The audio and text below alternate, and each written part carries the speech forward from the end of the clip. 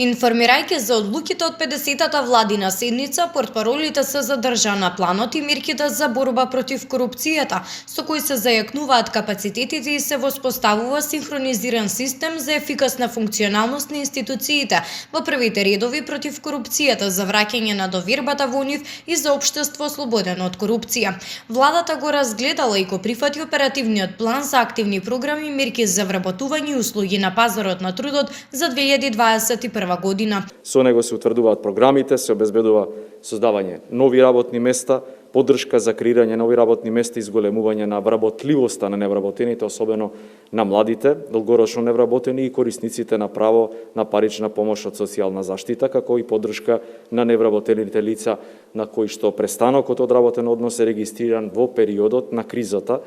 со COVID-19, односно од 11 март минатата година. На пресконференцијата беше информирано дека пописот на населението, домаќинствата и становите во нашата земја започна од 1 март со попишување на затворениците, бездомниците и на диаспората. Портпаролите упатија апел до диаспората активно да се земе учество во овој процес, кој е предвидено да трае од 1 март до 21 април оваа година.